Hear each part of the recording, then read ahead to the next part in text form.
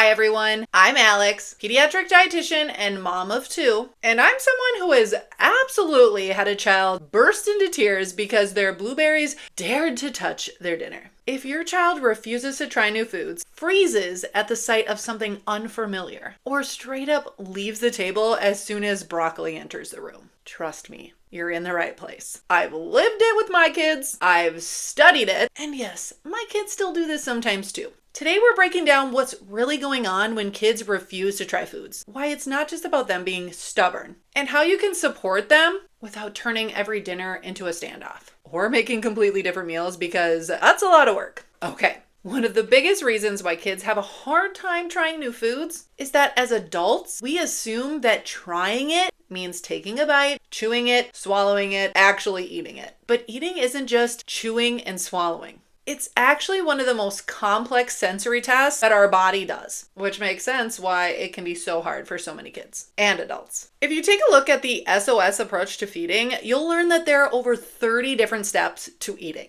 But they've actually broken it down into about 6 basic steps to make it way easier. Let's walk through them really quickly. Tolerating a food. The food is able to be in the room or at the table without them having a giant meltdown. If it's on their plate, even better. Interacting. Maybe they help pass the bowl or the sauce or scoop something onto your plate. That's one of my favorite little tips. Smell. Kids smell everything before they taste it, even if they don't realize it. Touch. Touching with fingers, tapping it, poking it, or even breaking open a food and exploring it. These are all very helpful ways for kids to engage with foods, even if they're not eating it yet. Yet is a very important word, and we'll talk about that another time. Taste. Licking it, nibbling it, or even just touching it to their lips or their tongue. And finally, eating. The part we all want our kids to do, but the part that takes the longest to get. Most kids are still working through the first 4 steps, especially if they're anxious, picky, impulsive, overwhelmed, overstimulated, or have sensory challenges. Or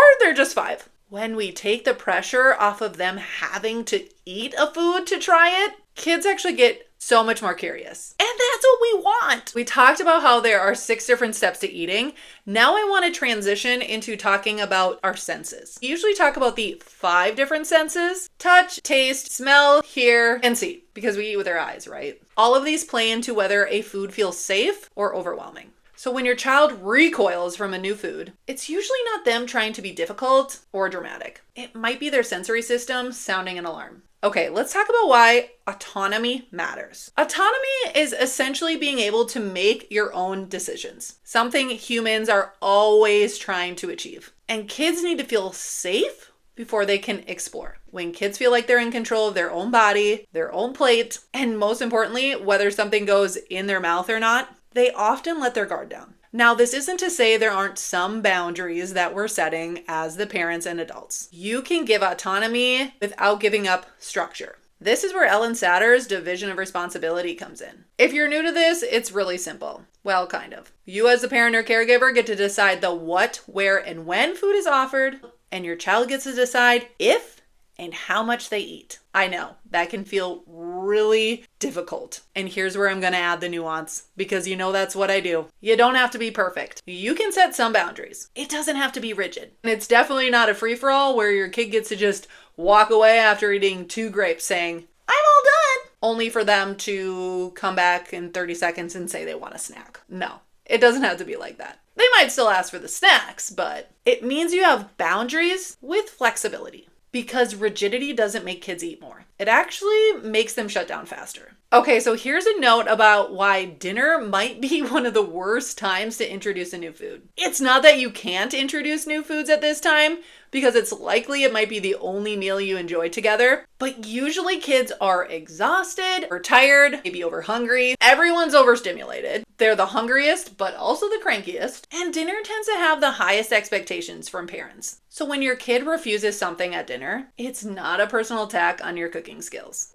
Maybe. It's just dinner being dinner. But here's what I need you to remember to do with every dinner. Okay, not every dinner, but try your best. Always offer at least one preferred food with meals. So your child has at least something that they might eat. And at least maybe get them to the table. Once they start eating, they might eat other things too. Also, that one safe food might make other foods feel a little more welcoming. Okay, let's go back to the senses, and I want to talk about how to use them at the table to help your child learn to try new foods with their senses and without having to actually eat the food. If they don't want to try a new food, ask them to just look at it. Have them use their eyes and ask them questions. What color is it? Does it look shiny or dull? Then you can have them use their nose to smell it.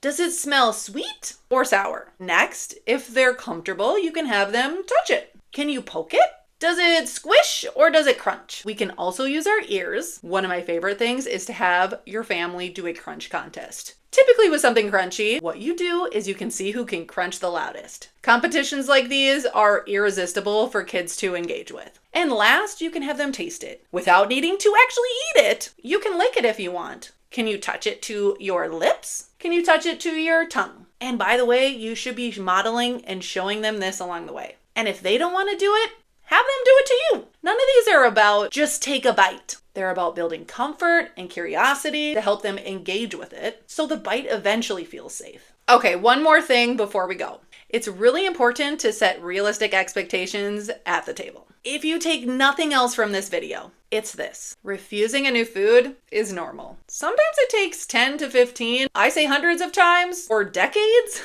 of trying a new food to realize if you like it or not. Eating is one of the most difficult sensory tasks that our body does. So of course it can be difficult for kids, and it's not your fault. Your job isn't to get a bite in their mouth today. It's to create an environment where they feel safe and willing to explore over time. And that kind of progress is worth so much more than just a bite.